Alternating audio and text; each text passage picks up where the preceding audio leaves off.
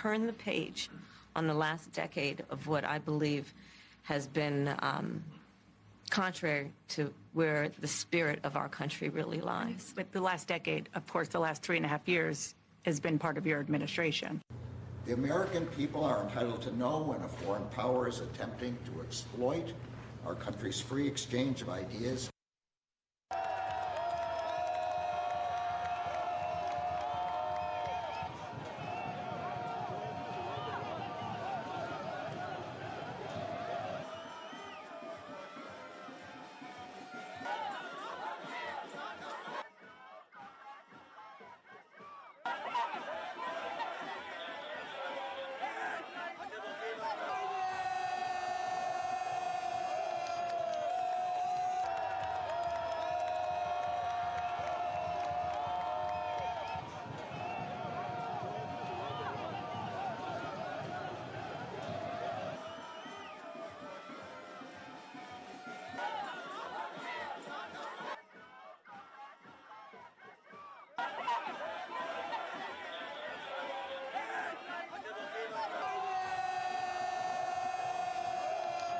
I inform the House today the assessment I have received leaves me unable to conclude anything other than that for certain UK arms exports to Israel, there does exist a clear risk that they might be used to commit or facilitate a serious violation of international humanitarian law. I don't think this is a success on the Ukraine side at all. As a matter of fact, I think that time may prove that this hastened their potential military loss. And let me explain why. When you're talking about sending between 15 and 20,000 total soldiers into a country the size of Russia, there's literally no chance that that can have any kind of success because Russia just has too many resources, personnel, ammunition, air power, et cetera, and that is basically a dead man walking. It's not going to be too much longer before Russia's going to put this out. So today we've seized Venezuelan-owned aircraft predominantly used by Venezuelan President Nicolas Maduro in violation of U.S. sanctions and other matters that we're looking at into the aircraft. What does that mean? So today we seized the aircraft in violation of U.S. sanctions against Venezuela by the United States government. Are you able to explain kind of what the sanctions were? So it's the ongoing existing sanctions that OFAC has levied against Venezuela for years now. And turn the page on the last decade of what I believe has been contrary to where the spirit of our country really lies. But the last decade, of course, the last 3.5 years has been part of your administration. I'm talking about an era that started about a decade ago. The American people are entitled to know when a foreign power is attempting to exploit our country's free exchange of ideas in order to send around its own propaganda.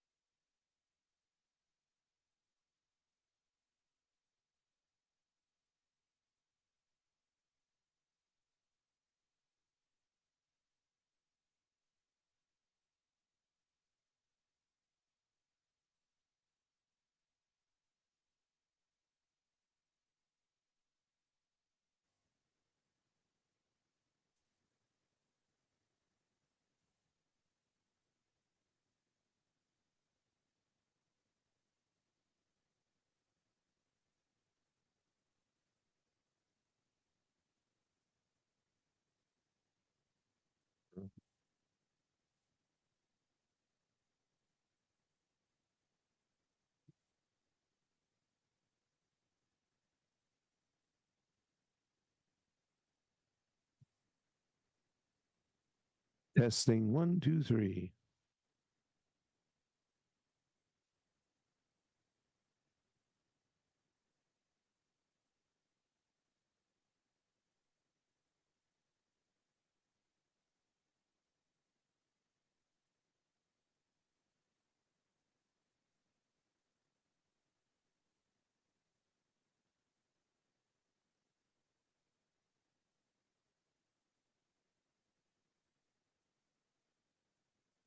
Yes, Jose. I need the topics for today.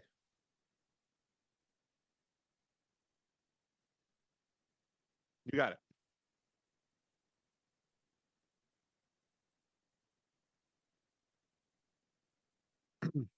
10, 9, 8, 7, 6, 5, 4, 3, 2, 1.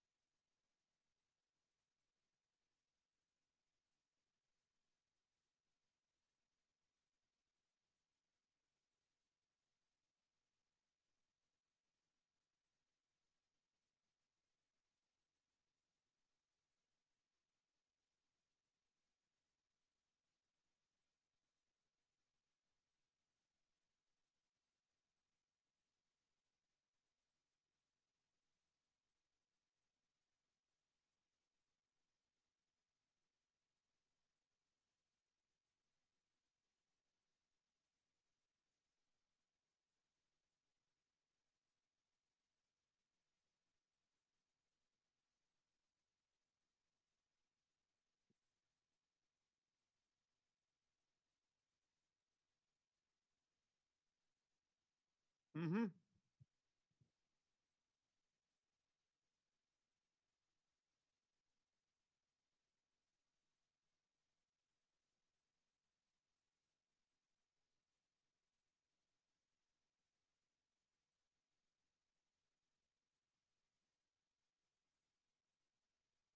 From who?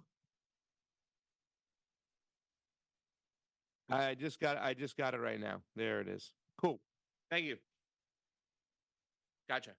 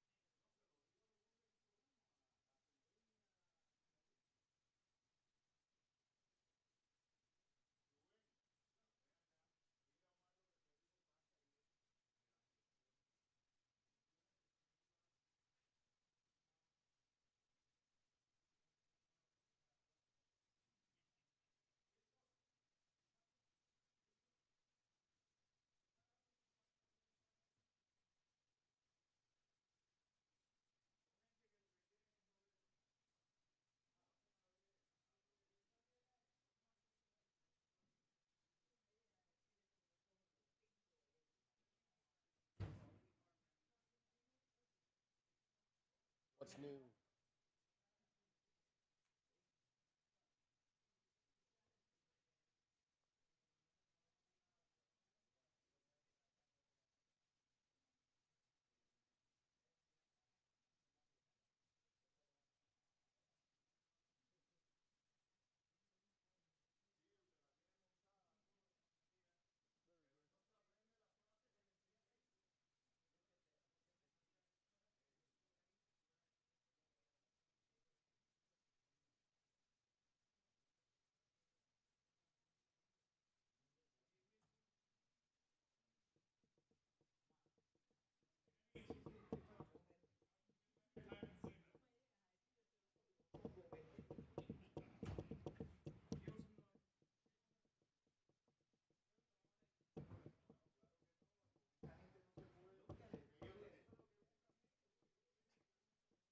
How long?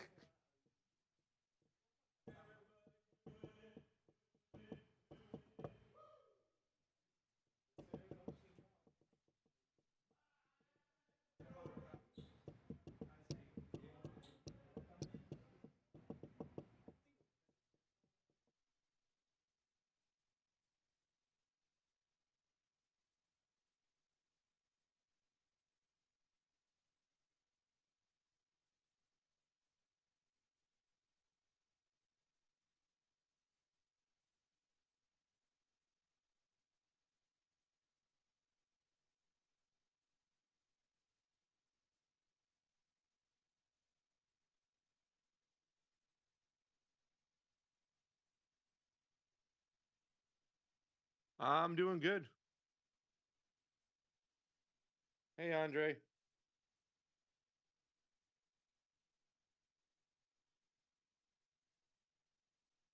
Sure.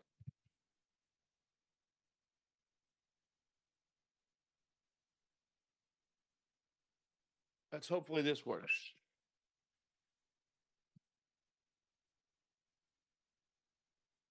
My greasy thumbprint was on it.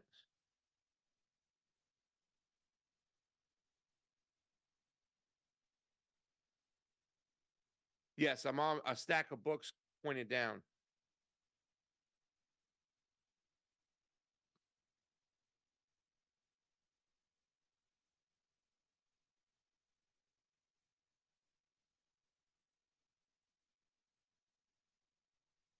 I'll make sure I stay off it like this.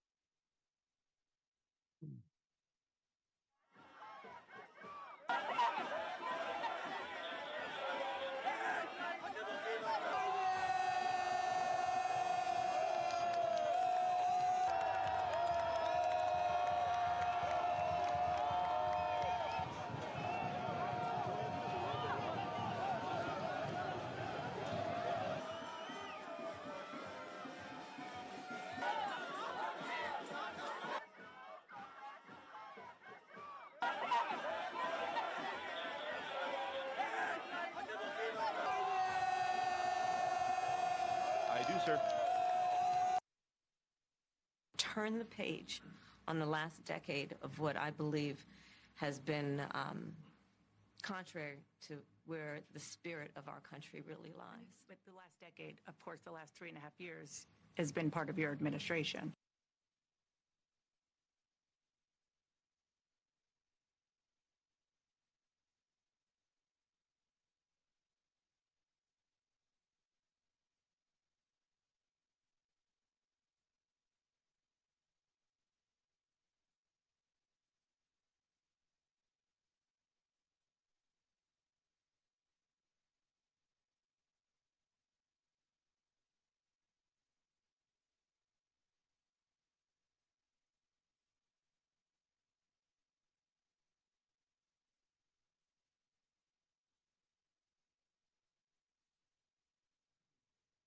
What does that mean about for this show?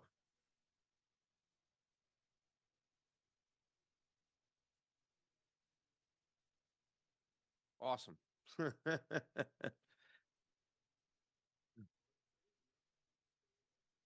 Gotcha.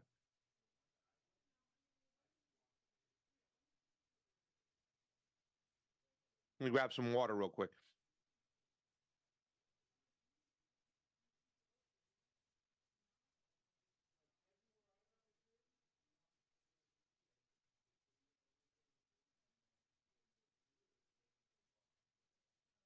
Thousand total soldiers into a country the size of Russia. There's literally no chance that that can have any kind of success because Russia just has too many resources, personnel, ammunition, air power, etc. And that is basically a dead man walking. It's not going to be too much longer before Russia's going to put this out. Turn the page on the last decade of what I believe has been contrary to where the spirit of our country really lies. But the last decade, of course, the last 3.5 years has been part of your administration. I'm talking about an era that started about a decade ago. I inform the House today the assessment I have received leaves me unable to conclude anything other than that for certain UK arms exports to Israel, there does exist a clear risk that they might be used to commit or facilitate a serious violation of international humanitarian law.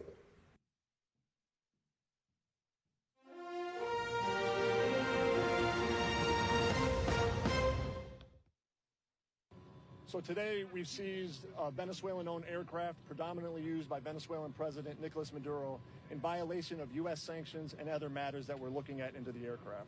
What does that mean? So today we seized the aircraft in violation of U.S. sanctions against Venezuela by the United States government. Are you able to explain kind of what the sanctions were? So it's the ongoing existing sanctions that OFAC has levied against Venezuela for years now. The American people are entitled to know when a foreign power is attempting to exploit our country's free exchange of ideas in order to send around its own propaganda.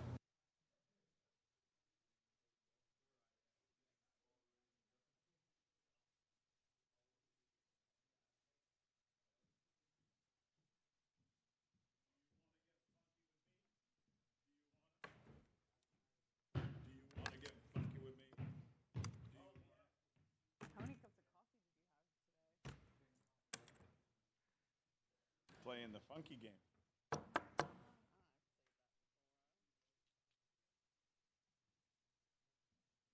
Stick that thing on up there.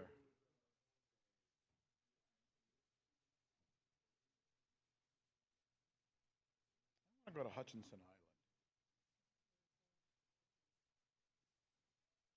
It's actually a really wonderful Marriott resort in Stuart, Florida. There when they were little. The beach, a marina, gorgeous resort, hotel.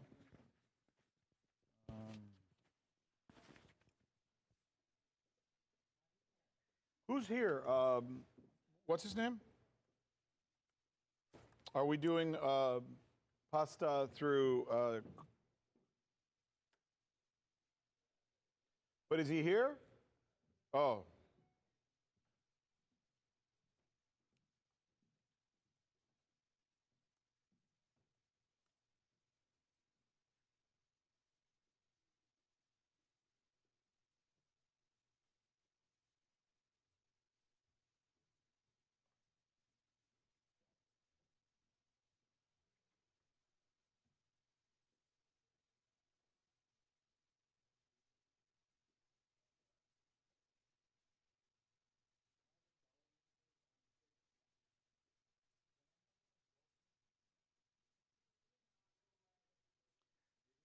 And a good day to you, sir.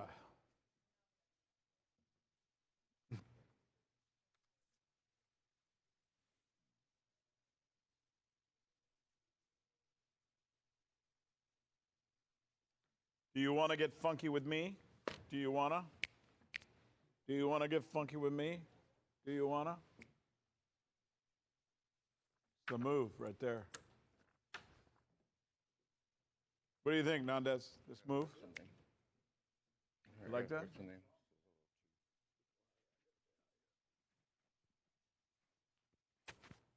All right, let me hear Craig. Can you get Craig pasta, a little pasta fagioli? Let me tell you something, huh?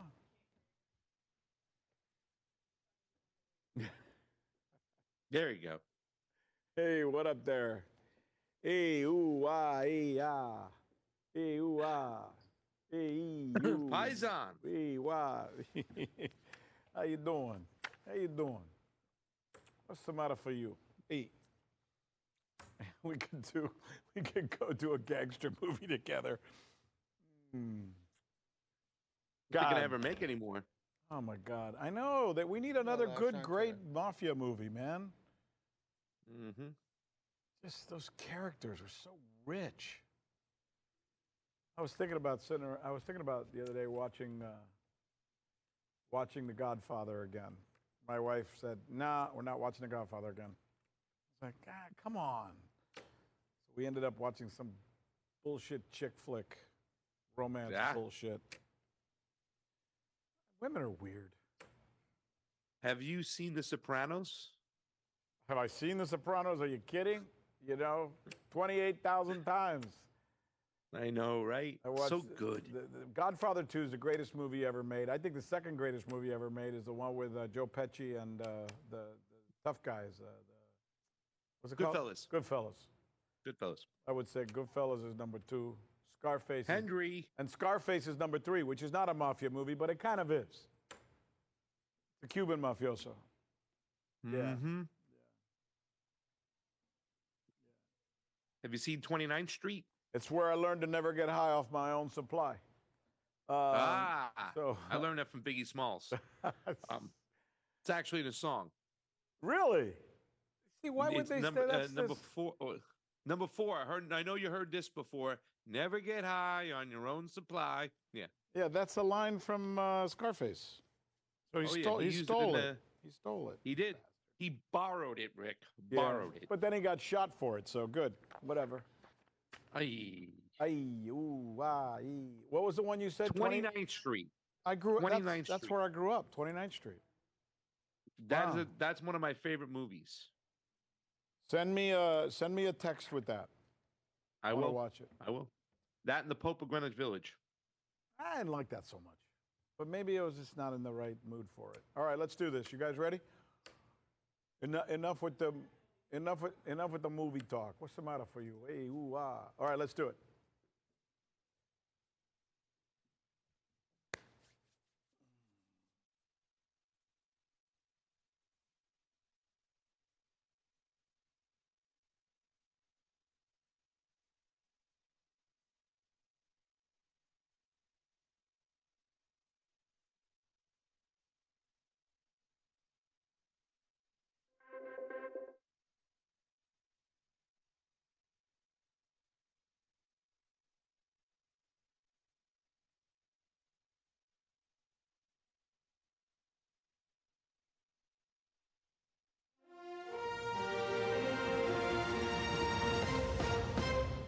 Hey, everybody, I'm Rick Sanchez. This is the Week in Review, and here is some of what we're going to be talking about.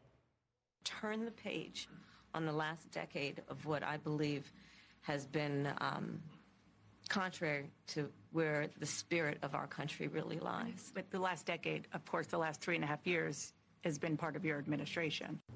The American people are entitled to know when a foreign power is attempting to exploit our country's free exchange of ideas. Kamala Harris gives her first interview, as you saw. How'd she do? Also, Merrick Garland warns about election interference once again. I'm Rick Sanchez. This is Direct Impact. And hey, what do you say we talk about these things?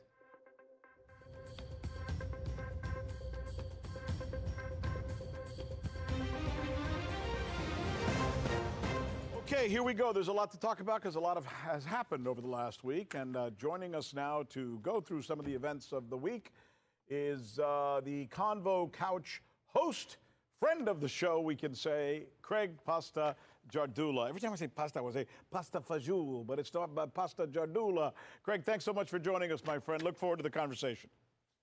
So do I, Rick. So there's this outcry with tens of thousands of people joining in right now. This has been taking place for quite a while now, over the last 4 or 5 days in Israel. It's a citizen outcry. You've seen it. It's caused by, first and foremost, the deaths of 6 hostages. But who are Israelis, citizens, really angry at? These people, these tens of thousands of people who have taken to the streets. Mostly, they're angry at their own government. Let me show you what these protests look like.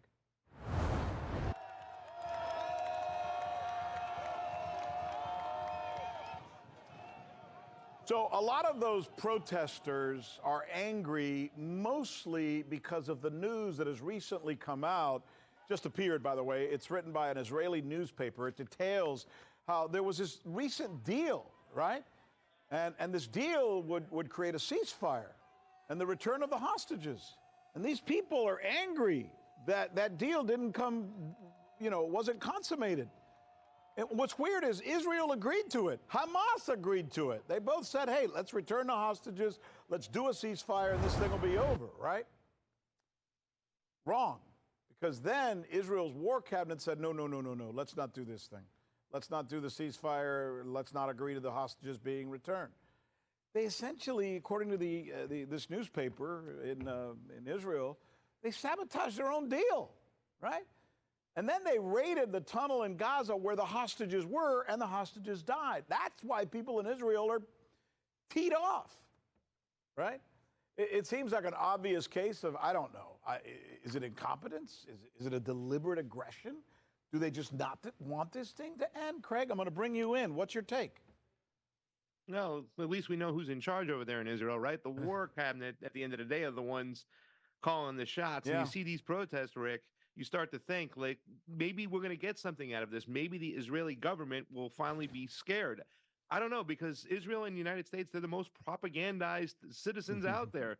So, I mean, we can only hope. I don't want to see any violence, but, at the end of the day, if the government isn't scared of their own citizens, nothing will change. Yeah, it is impressive to see people out on the streets, and and you got kudos to Israel. I've been to Israel. I don't know if you've been to Israel. It's actually, interestingly enough, one of the most democratic places on earth. There is no shortage of people there expressing their opinions and people saying what they think, people who disagree with their government, etc. And yet, when it comes to this particular issue, you're right. Man, it looks like it's Bibi's way or the highway, right?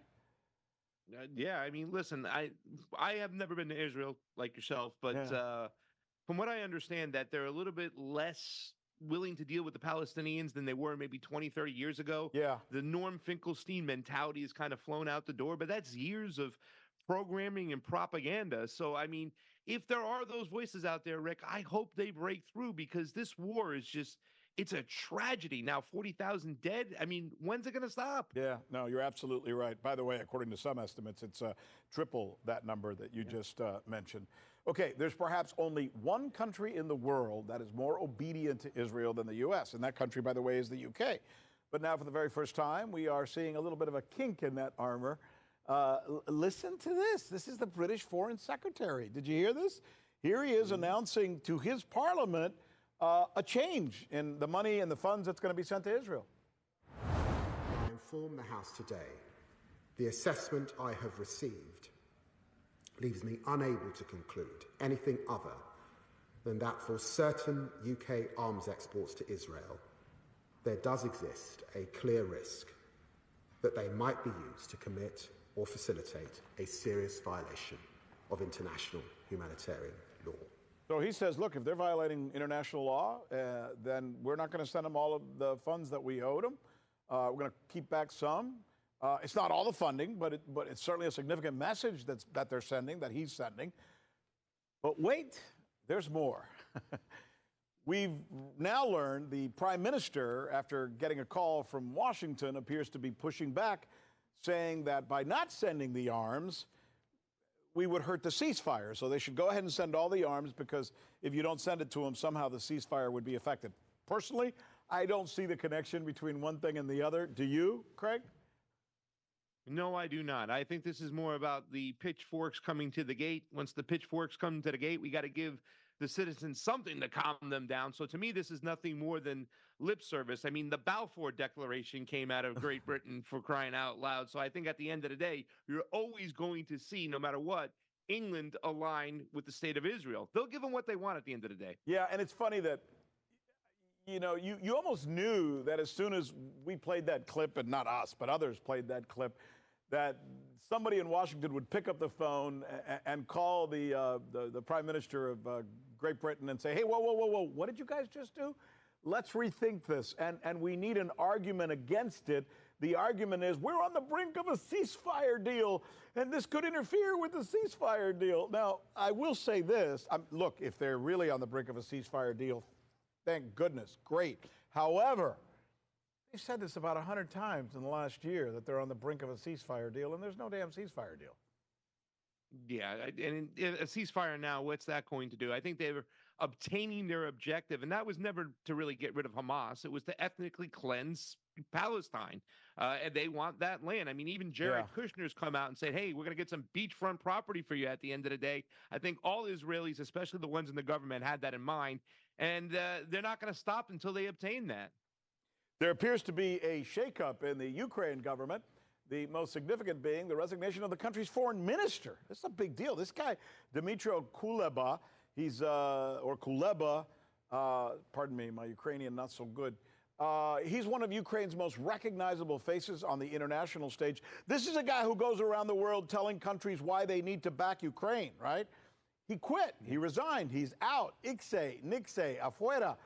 It also seems that Ukrainian President Zelensky's gamble when he chose to divert thousands of troops across into the Russian border is, let's just say, not working, right? That's according to most Western. Well, wait, military experts are saying this, not Rick Sanchez, not Craig. Here's a retired colonel who appeared on the Hill.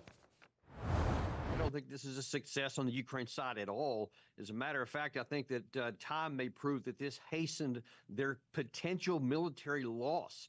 And let me explain why. When you're talking about sending between 15 and 20,000 total soldiers into a country the size of Russia, there's literally no chance that can have any kind of success, because Russia just has too many resources, personnel, ammunition, air power, et cetera, and that is basically a dead man walking. It's not going to be too much longer before Russia's going to put this out. It reminds me of the old saying guys like you and I used to say on the schoolyard when some other kid was threatening us, if you're going to mess with me, you better bring an army. I mean, that's kind of what's going on right here. And it appears like the conditions for an end to this situation between Ukraine and Russia, given all these things that we're now seeing in the theater, it might be in the offing. How do you see it, Craig? Well, first off, I'd like to point out that I think your Mongolian is better than your Ukrainian for sure.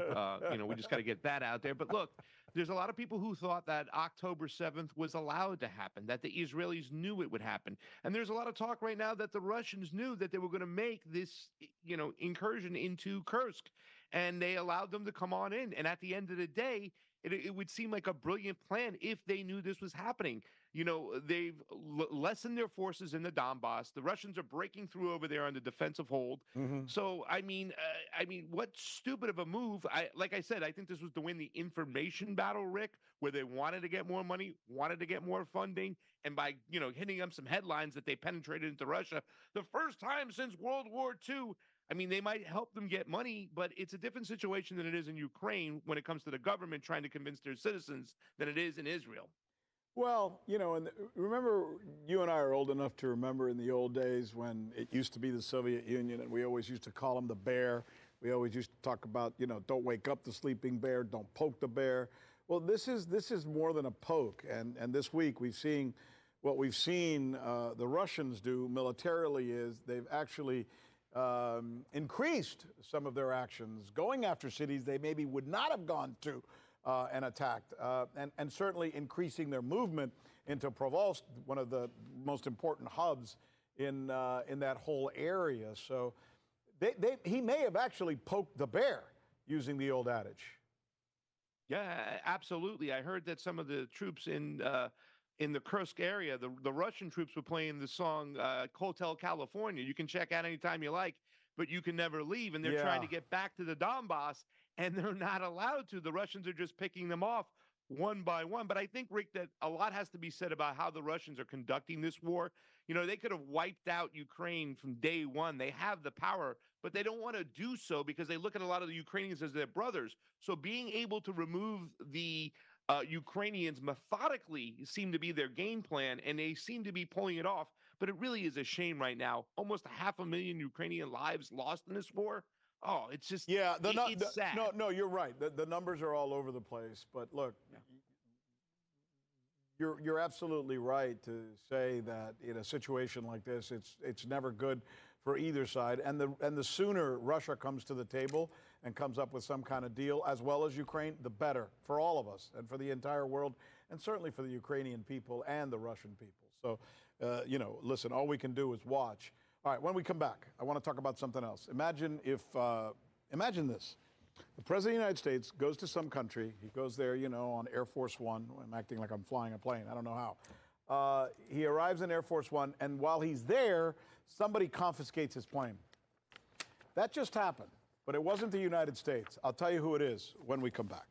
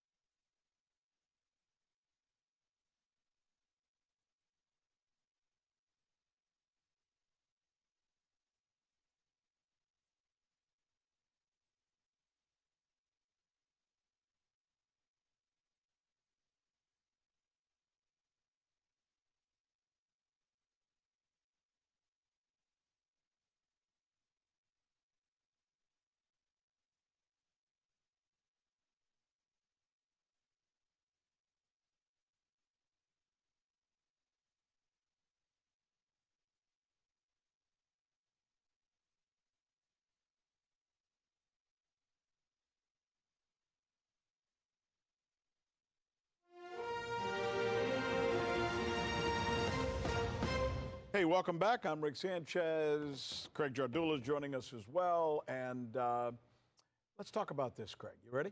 Imagine if the President of the United States traveled to another country, and while he or she were there, their plane, Air Force One, was seized. Now it takes some kind of chutzpah, right? Some kind of audaciousness, right?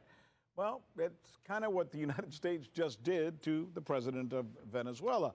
They seized his plane while he was in the Dominican Republic because they say, well, they don't agree with the way that he bought it, that he violated U.S. rules. U.S. rules, not his own rules. It's kind of crazy, right? Even the special agent who actually facilitated this, right? The FBI agent whose job it was, they said, hey, go get that plane, right? So he's now being interviewed by reporters, and he's having a tough time explaining what he did or why he did it. So today we've seized a Venezuelan-owned aircraft predominantly used by Venezuelan President Nicolas Maduro in violation of U.S. sanctions and other matters that we're looking at into the aircraft. What does that mean? So today we seized the aircraft in violation of U.S. sanctions against Venezuela by the United States government. Are you able to explain kind of what the sanctions were? So it's the ongoing existing sanctions that OFAC has levied against Venezuela for years now. I almost feel sorry for the guy. It's like, so what did you do? Oh, we just stole that plane. Why? Oh, we just did. We just took the plane. And why did you take the plane? Sanctions. What sanctions? Oh, the sanction thing. Sanctions.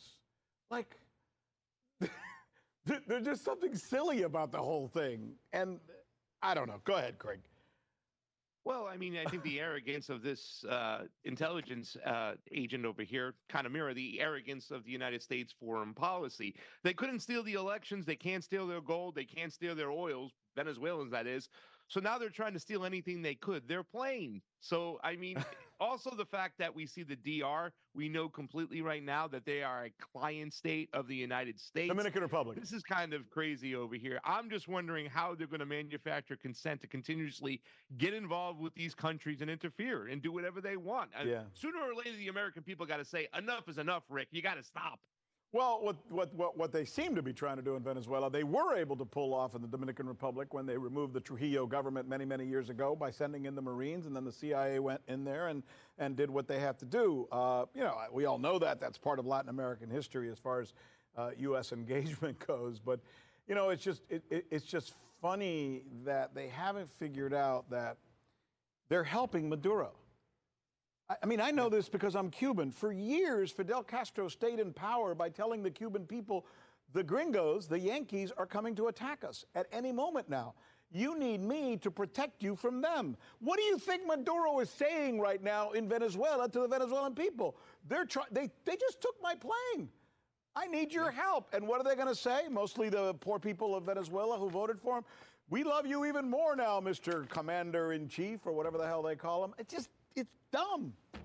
Forget everything else. It's just dumb. It's bad geopolitics to do stuff like this. It's counterproductive, Rick. When I go to a lot of these countries, and I've observed 5 elections in Latin America, most of these people, whether they be conservative, liberal, leftist, rightist, they want their national sovereignty. They want the right to call who they want to elect the government they want and do what they want with their resources, not the United States. So you're 100% right, Rick. When the United States pulls these moves off, it's counterproductive and it just empowers the government that's already there. Yeah. We don't like him because he's a socialist. Well, it's their socialist, not ours. They can choose a fascist, a socialist, a communist, a greenie, whatever the hell they want. I mean, it's not our place to decide who we like or who they like, for that matter. Yeah, this is a fascinating conversation. Okay, Vice President Kamala Harris. She did the interview. She was interviewed for the first time, no less by a friendly interviewer at CNN.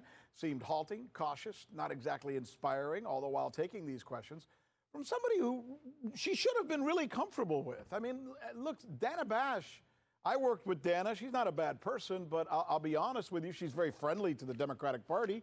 And she brings to the interview, I think, a clear bias toward most of Ms. Harris's position. So Ms. Harris, Kamala Harris, should have killed it in this interview. She should have done great. Turn the page on the last decade of what I believe has been contrary to where the spirit of our country really lies. But the last decade, of course, the last 3.5 years has been part of your administration. I'm talking about an era that started about a decade ago. Look, kudos to Dana Bash for pointing that out. I mean, she says, we got to change. The last 10 years have been absolutely horrible. And then Dana Bash says, well, you know, you guys were in charge the last 4 years. Well, that's not exactly what I meant. But look, here's what I think. Kamala Harris gives great speeches.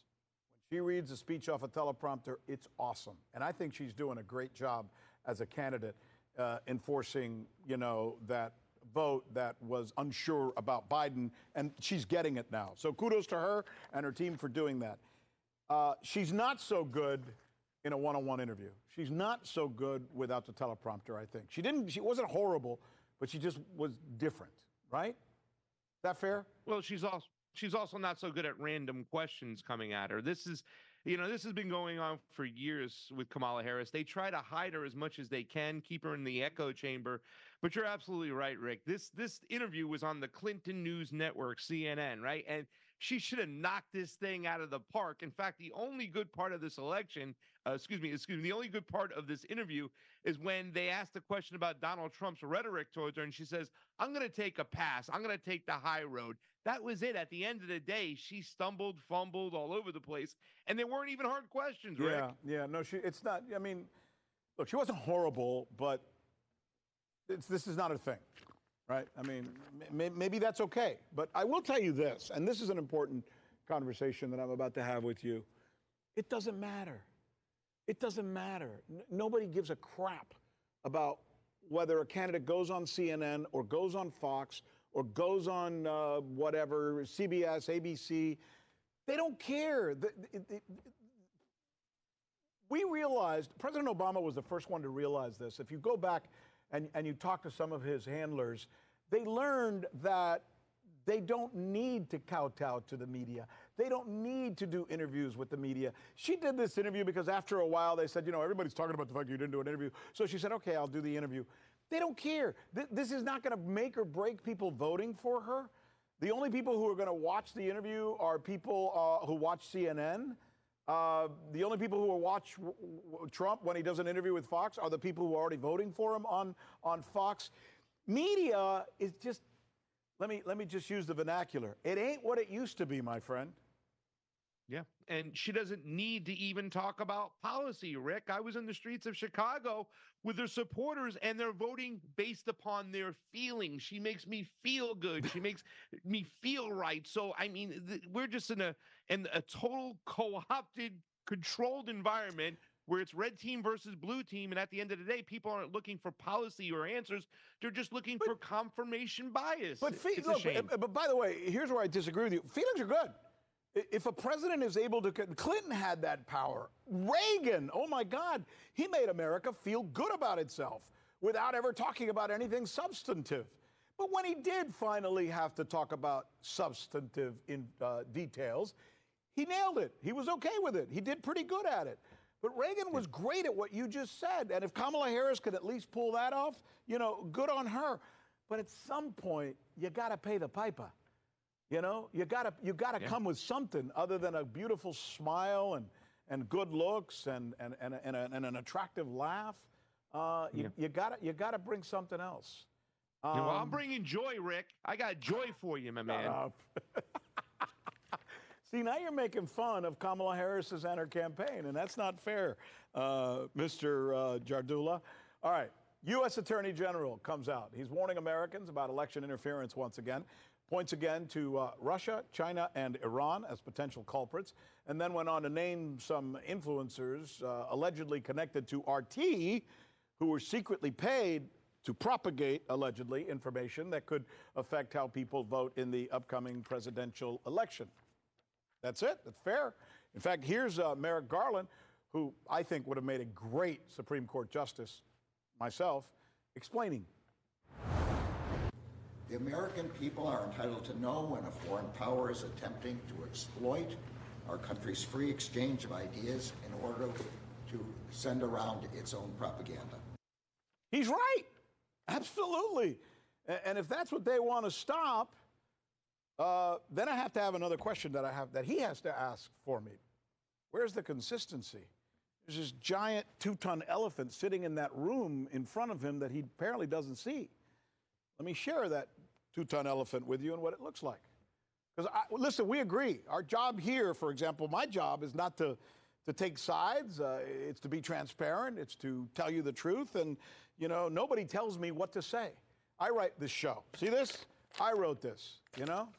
U.S. lawmakers, meanwhile, speaking of transparency, receive more than $58 million from the government of Israel and its lobbyists in the last election cycle. It is why they voted against the ceasefire recommendation.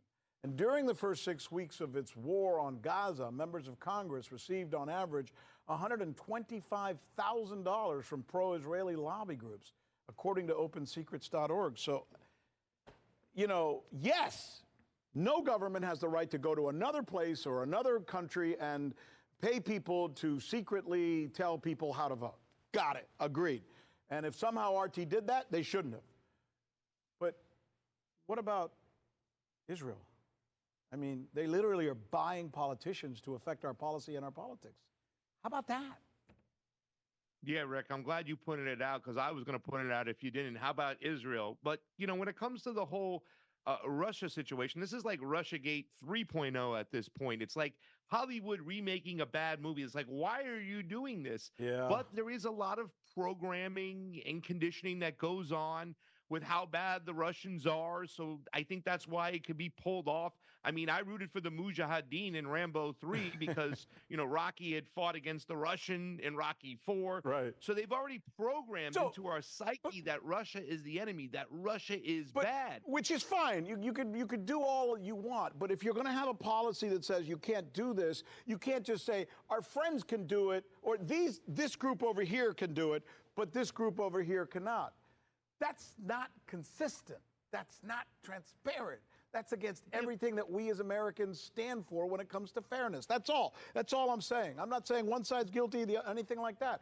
You probably agree. Down to about 15 seconds. Take us out. Yeah, just really quickly, they're the only democracy in the Middle East. We need them. They're like the aircraft carrier over there, so we can go along with it if it's someone we like. Yeah, but that's not what I teach my children that they're supposed to do or how they're supposed to act. And it is what it is. All right.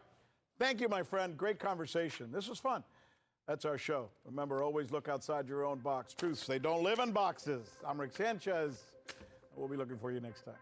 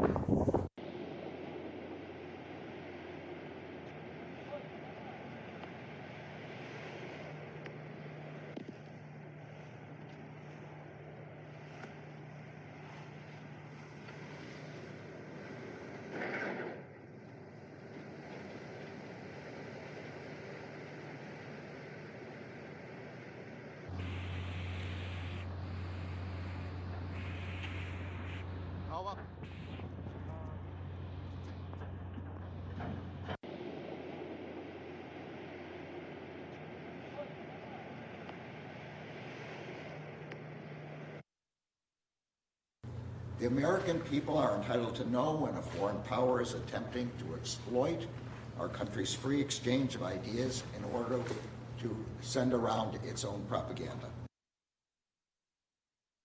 The government has suspended 30 of the UK's 350 arms export licenses to Israel. It's a decision that the chief rabbi says beggars belief and will encourage our shared enemies. This is a serious issue.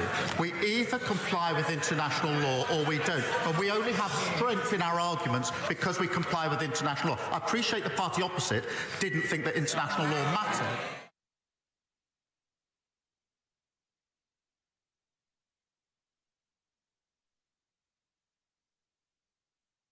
The government law mattered.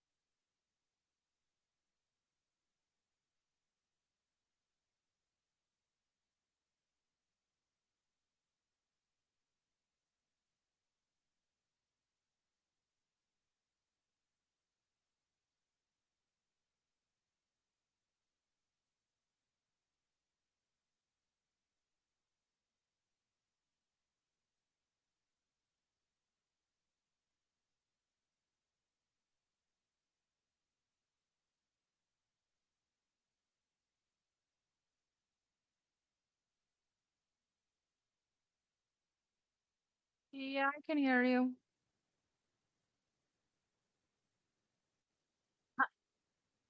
I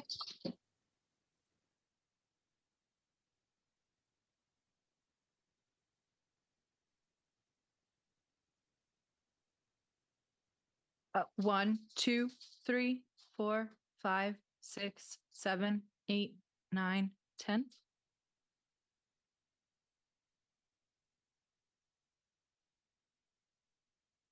Okay, thanks.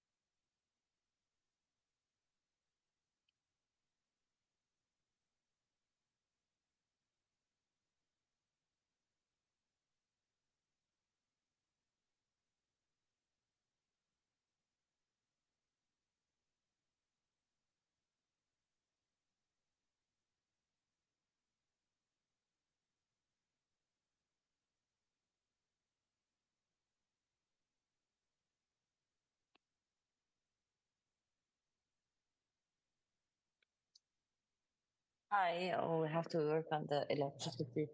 Hi, I can hear you, yes.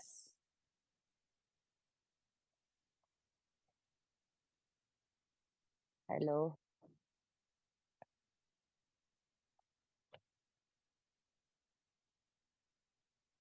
Okay, I'm here.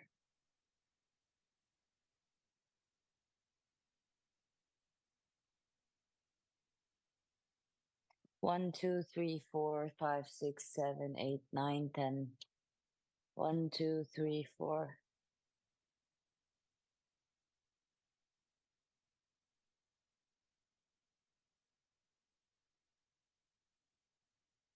Okay.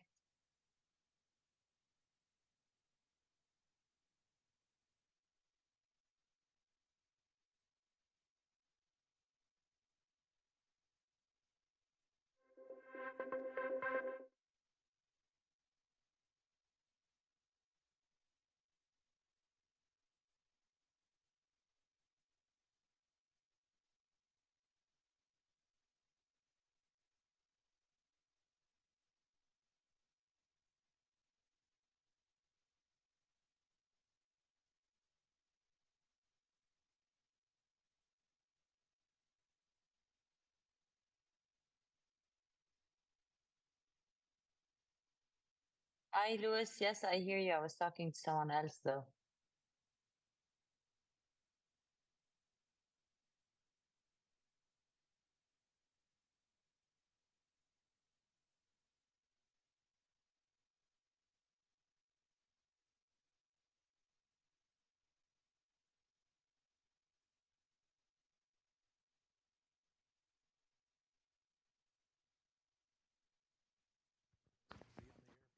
$100.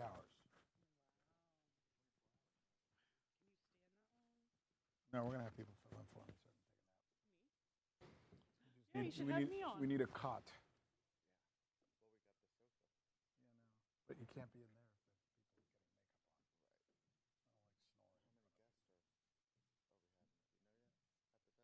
Quite a lot.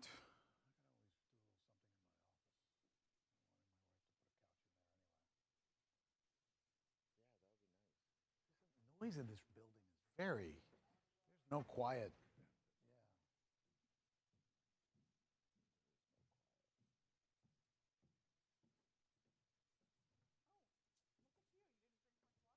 No. Mm-hmm. I am good. How are you doing? Good. I'm thinking of, well, you know what? I was actually thinking about going to pee real quick, but whatever.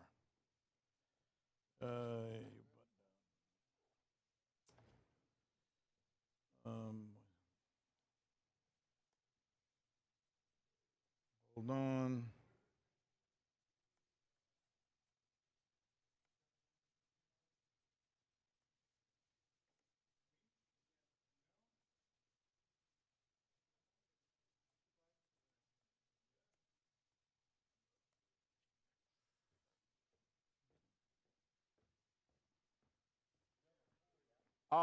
Tell him, I'm just going to pee real quick. I'll be right back.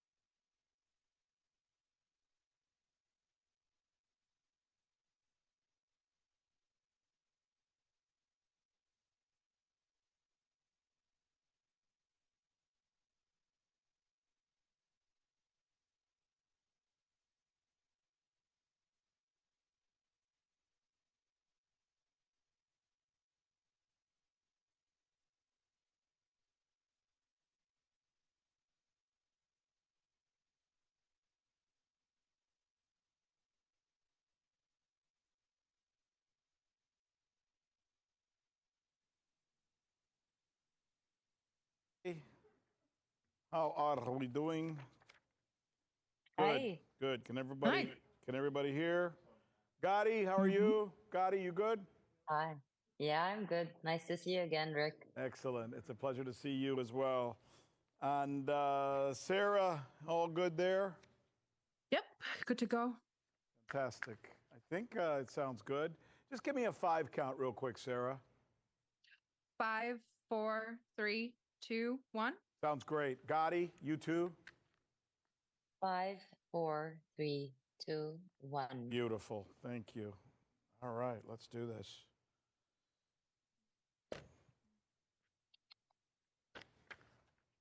I had to go change coats. I forgot I hadn't changed my suit. I don't want to. Even though, the great thing about being a man on television is nobody notices if you wear the same clothes for a month. But if you're a female, No, they do. But if you're a female and you wear different earrings that don't match or something, you get 28,000 letters. It's so sexist. It's so sexist. A guy can wear a navy blue suit and a white shirt every day, and nobody's gonna notice. It's the world we live in. Yeah. Somebody tested that. They did a story once, a local news team. The guy wore the same clothes every day, and the female apparently tried to wear the same clothes 2 days in a row, and she got letters. All right, yeah, we're ready. Let's go.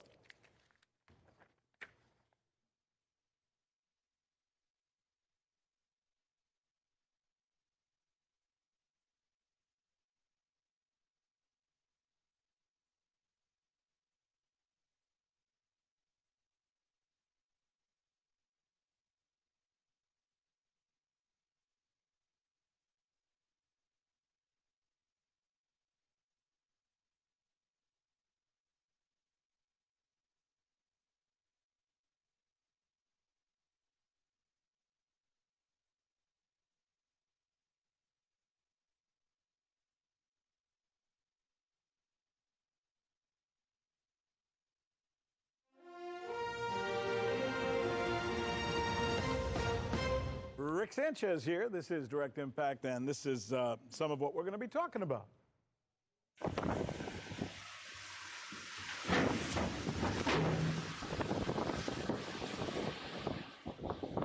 What you were just hearing there is showing you this skirmish, which I just referenced a little while ago. It's a skirmish at sea. It's taking place between China and the Philippines. And what you're going to see here is what appears to be the Chinese coast. What it looked like to me, I don't know. It looked like the Chinese Coast Guard rams part of the Philippine Coast Guard cutter.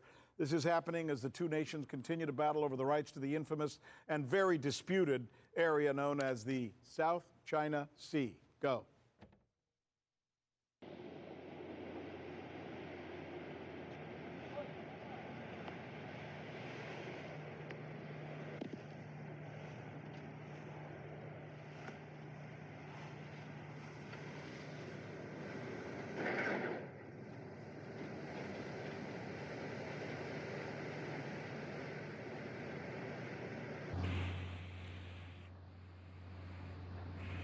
Did you see that there?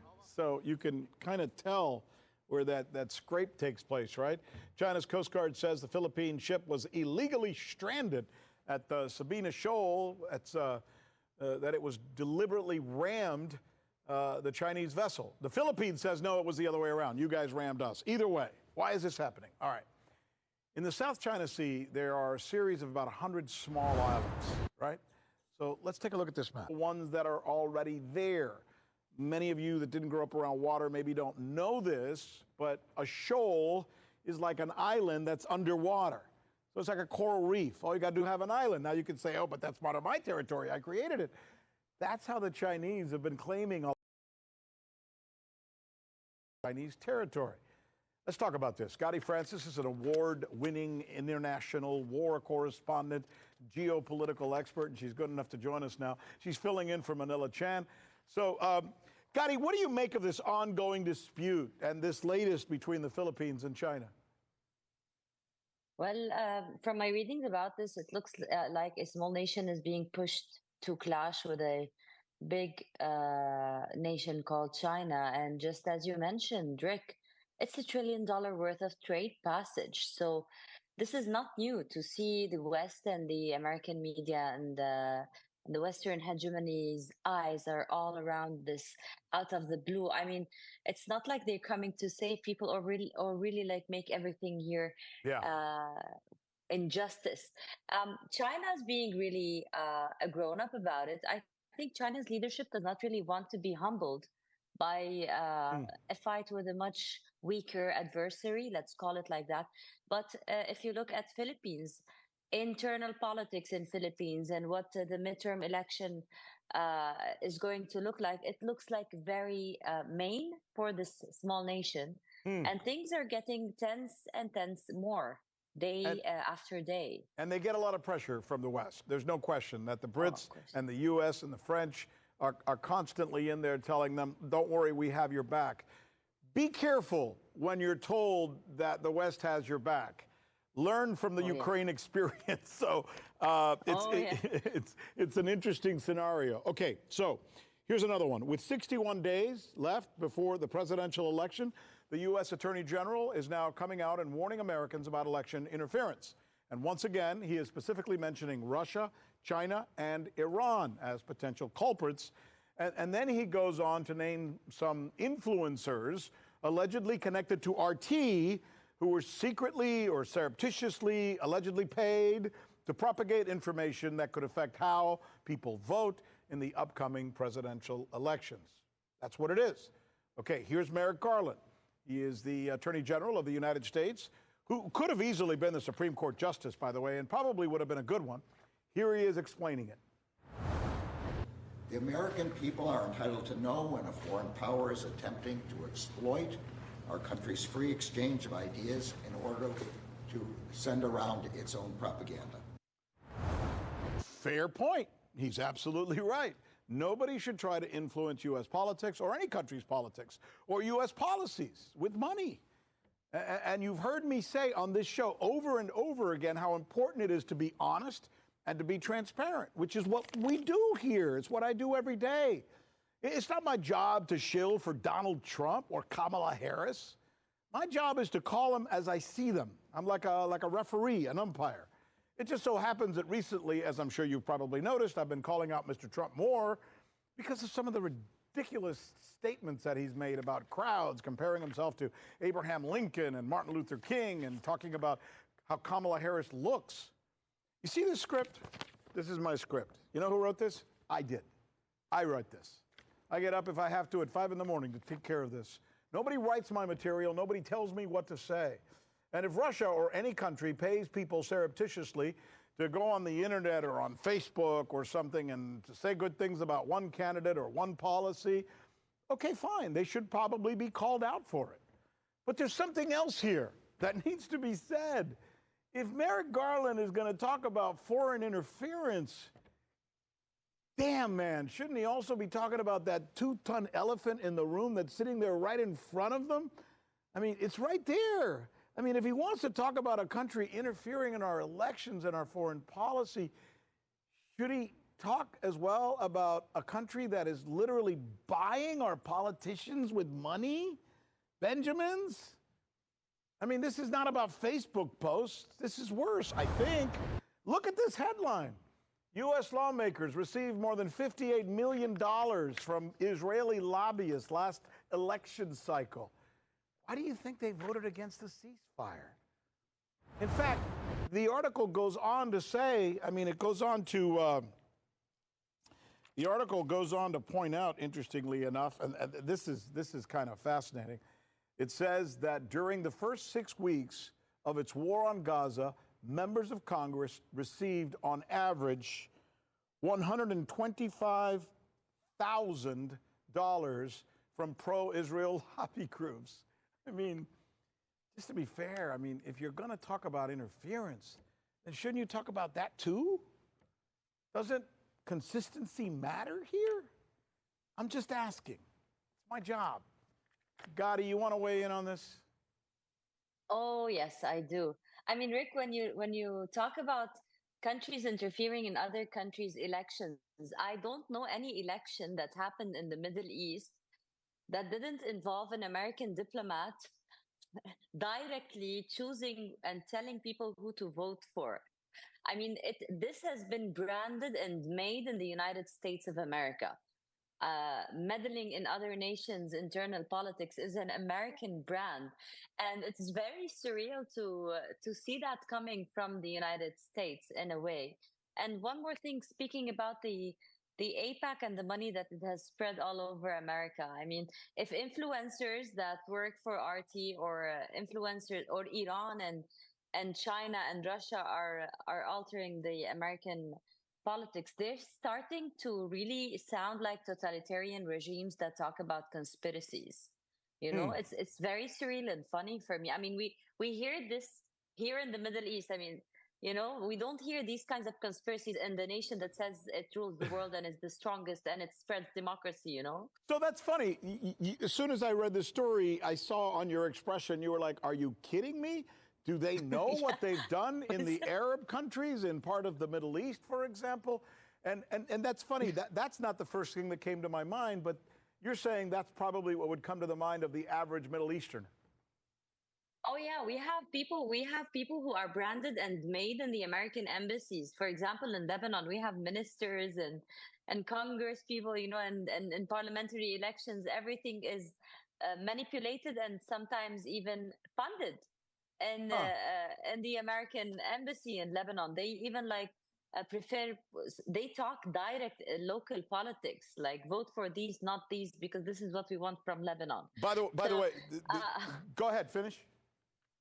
So it's really funny to look at the Americans not liking that. I mean, it's like, if it's true, it's a little nice to see them taste their own medicine for a change. But I really doubt that that's happening. It's interesting, and that's why we have you on, because that's a perspective most Americans wouldn't think about. By the way, I've got a follow-up today to an announcement that we reported here yesterday, where, remember, the British Foreign Secretary came out and he said he's cutting off some of the arms shipments to Israel. He did so because he said there's reason to believe that Israel may be committing war crimes, or at least it's suspected, or being accused by the ICC and the United Nations.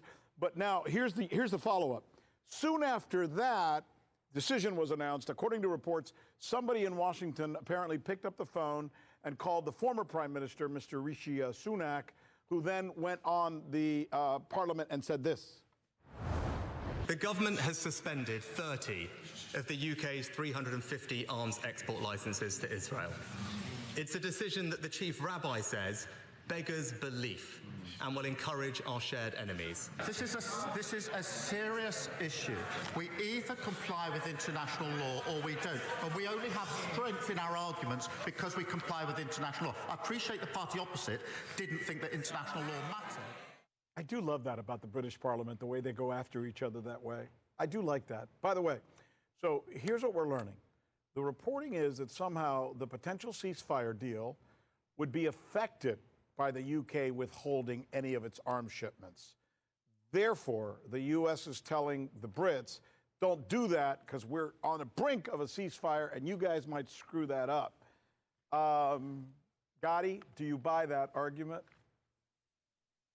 Well, because it's home and the blood is really big, and the casualties and the loss of human life is really tremendous. I can't but really be frustrated when I listen to Rishi Sunak say shared enemies. These weapons are bombing hospitals and schools and kids playing. Are these your shared enemies? It's very frustrating to hear that bite. But on another note, you know, coming from our previous discussion, Rick, I suppose maybe someone called someone in Washington, someone who pays that someone in Washington. Interference? What interference? Yeah, I don't know.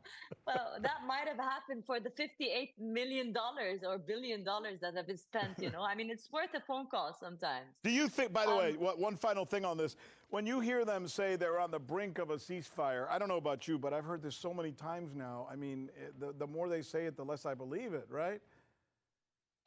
What ceasefire is really jeopardized by less weapons anyways? What kind of logic is that to start with? How does less weapons, how does giving less weapons make a ceasefire jeopardized? I'm not really getting that logic. It's called new math. It's new math. Yeah, so special to start with. But to speak to the point that you have mentioned, Rick, no ceasefire is is foreseen because the impunity is there, and Benjamin Netanyahu has only one way to go. If the war stops, the Israelis overthrow Benjamin Netanyahu. We have seen that in the streets. So I think the only way for him is to keep going and maybe praying that the West would be all dragged into a war with Iran and somebody changes the sequence, you know. But a ceasefire, if it was attainable, we would have seen it the first time Antony Blinken came to Jerusalem. I don't think the Americans really can do much with Benjamin Netanyahu, right. or they're complicit. They're either complicit, which I'm not sure, and I still believe in my country, and I think in the end we want the right thing. But I do agree with you that if nothing else, no matter what they say to Bibi Netanyahu, he's going to do whatever the hell he wants to do. So that's I think what is happening, and he can because there's a lot of people in Congress who are beholding to the money that he gives them for their campaigns, and that's just a fact. Okay. Gadi, it's a pleasure to talk to you. What a great conversation. I really enjoyed it. Thank you. Let's see. Hopefully we'll be together again having another conversation. Absolutely. Thanks. When we come back, we're going to keep our finger on the pulse of everything taking place in Ukraine. A lot going on there, obviously. Independent journalist and U.S. Navy veteran Sarah Bills is going to join us to discuss the future of the conflict. Where's this going? Are they close to maybe? We'll talk about that. Stay right there.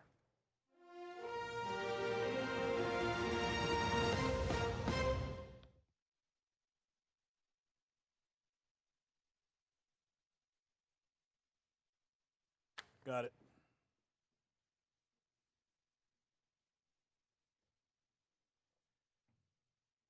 Oh.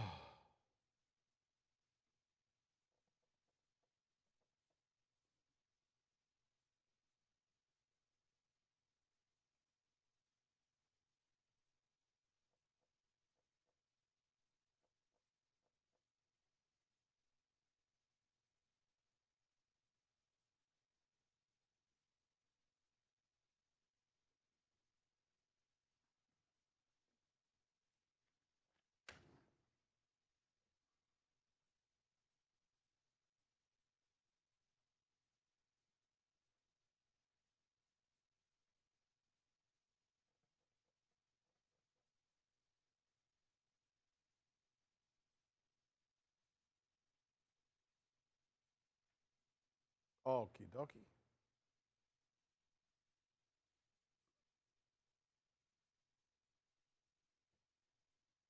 Boom.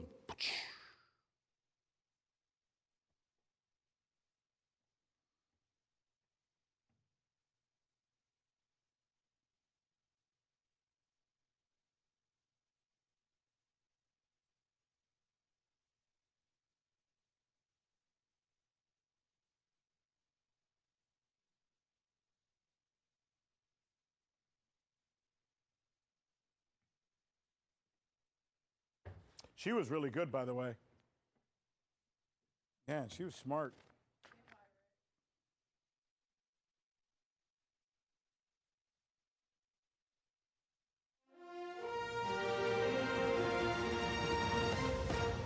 So welcome back. I'm Rick Sanchez, and I'm joined now by Sarah Bills. She's the co-founder of the massively popular platform DD Geopolitics. Good job with that, by the way, Sarah. Thanks so much for joining us. Thank you. Scary times right now for big platforms like us, I guess. Well, yeah, you want to be, if you want to trust anybody, you should trust independent journalists as much as possible. Sometimes it's not easy to be able to figure out who's actually independent and who isn't. But given what's going on in the media right now, the CNNs of the world, the Fox Newses of the world, and all those other cable channels and more corporate channels, they should start to at least look over their shoulder a little bit, wouldn't you say? No, not the CNN. They're the arm. That's the arm of the state. They'll be fine forever. The only time they ever really get disciplined is when their reporters kind of go a little rogue and maybe say something mean about Israel, and then they yell at them. Do you really? Sometimes they get fired. By the way, this is actually, I'm glad we're going to go there. I know we got to talk a little bit about Ukraine, but I'm glad because your show is one of those that people trust because they know they're getting just the opposite of what they would get on a CNN, or to be fair, a Fox or any of the others. But do you? I work there, but I want to hear your perspective. Do you think they do that because they're told to do that, or how then does it become ingrained in them so they say all the right things that would represent the will of the State Department and the other institutions? I think through self-censorship and them censoring you, you eventually become conditioned to the things I can and can't say. Those things, I mean, I think of it in a way as Twitter terms of service. eventually I'm going to start saying the things that stop getting me in trouble. So I learned and I conditioned myself to speak that way. I do think that there are people that hold some of those opinions. I mean, there are still your true blue liberals and neoconservatives that subscribe to those ideologies. But I think it's a little bit of both. For sure. I mean, you have to be sort of that type of personality for them to even want you to be a presenter on their channel. So yeah, and these are people who worked their whole lives. They thought the dream come true would be to work at CNN. They're not going to let it get in the way. And then CNN, in the case of anchors, pays them very well. I mean, if you're making, Anderson Cooper kind of money and you're making $20 million a year, it's pretty hard to not say exactly what they want you to say. That's pretty damn good dough. That's the other part of it. We live in obviously the West in a capitalistic society. It's hard to find people that aren't motivated by or that need money. That's the thing. And people. It's funny because I made a joke when the sanctions came out and all the rumors about who's getting paid and who's not. And I said, "You guys are getting paid." And all the followers said, "Well, that's why we like you, because you're not getting paid." Right. And I think that those kind of things kind of shine through. So the people that did get sanctioned, and I'm not talking about the RT people. I'm talking about the rumor mill of people taking money and on Twitter. Influencers. I still don't know what an influencer even is, but go on. Same. Yeah. I don't really know people that get their politics from these people. It's more of a culture wars commentary. So I'm really confused by the entire thing. You mentioned something about Israel paying our politicians, but it was funny because I read an article and it was very mad about the sanctions for Russia. And then they said, well, why won't the Democrats sanction Iran? Because they're working interference. And I'm like, oh, so we have this time it's Iran and Russia instead of China and Russia, but nobody's talking about the enormous elephant that is Israel. It's crazy. I mean, you can't make this up. It's like sitting right there and they're going like, what elephant? I don't see an elephant. It's like, they literally own the politicians. They own them, and let's go to Ukraine.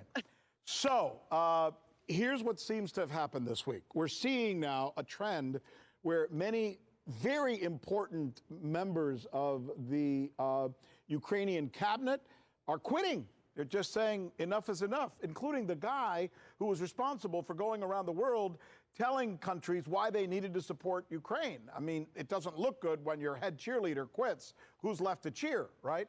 Not to mention the situation that's going on with this incursion into Russia does not seem to be making any headway. Not to mention the fact that the Russian military is pushing past the Donbass now and is about to take the main hub for the entire country. So you put all that together, it looks like something's starting to break here. Like they're getting to the point where it's almost, Sarah, I would say, and then I'm going to let you talk, it's getting hard for Ukraine not to come to the table with some kind of terms. Do you agree?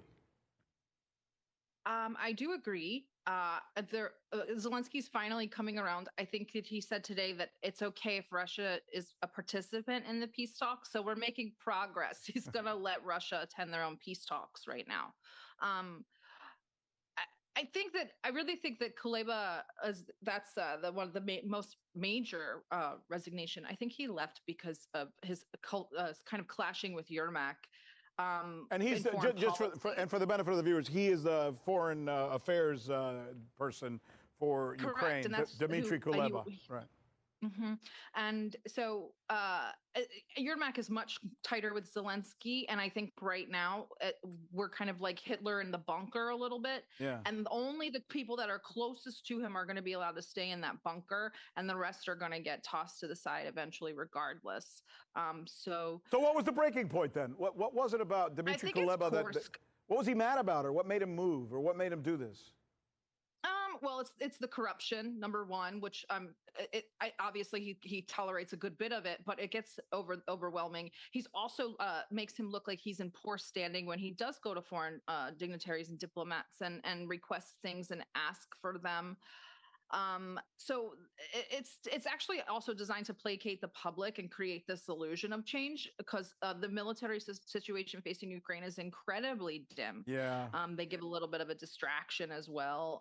It's really the same people that are continuing to hold power. It's just a rotating door. But Kuleba's exit is a big deal. Do you think he is affected or upset, perhaps, over some of these moves, like the Kursk incursion, for example? I don't think that he's mad over the political moves, but yes, I think that a lot of the politicians are upset about Kursk. Not big, and I always think that it's more so because that the gravy train is eventually going to stop running, and these sorts of stupid tactical maneuvers for PR victories are only making the end come quicker, I think, and that they don't want to miss out on their pocket change. And what you mean is those 10, 20, 30,000 troops, who knows how many, that have gone into the Kursk Oblast are like essentially stranded there now. I mean, they are. And are you surprised that the Russian military hasn't gone in there and annihilated them and just said, okay, you want to stay in that little area? Go ahead. We've got other things to do. We'll come back and take care of you. Don't worry. Seems to be like what they're saying, right? They are annihilating them in that area. There's no mercy in that Kursk area. There's a lot of surrenders. There's women in there that they've allegedly found, but the order came through that they are not to treat foreign mercenaries by the rules of war, by the laws of war, and that, like basically these people are invaders at this point. Yeah. So they are mopping up pretty well, but at the same time, they are taking their fair share of POWs. So you feel bad for them, don't you? I mean, terribly. I mean, and they're left in mass graves. They're left there with no burial. They're left there with nobody will come get them because Zelensky won't pay out the dividends that are due to the widows. They'll just be labeled missing. Oh man! And so it's terrible. We think of these things that are for PR wins, and people forget the human aspect of it. There's people dying on both sides. There's civilians that are caught in the crossfire. There's a lot of things happening in Kursk, and obviously the people that are suffering the largest losses are the Ukrainians. Yeah, it looks that way, and you're right. It is a human tragedy, no matter how you look at it, outside of the geopolitics and everything else. Sarah, you're such a delight to talk to. Thanks so much for sharing, and good luck with what you guys are doing, and don't take a check. Just kidding. Avoid the sanctions, everybody. Have a good weekend, Rick. Thank you, everyone. That's our show. Remember to always be looking outside your own box. Thanks for you for being there, and always remember that truths don't live in boxes, as we like to say. By golly, I'm Rick Sanchez. We'll be looking for you next time.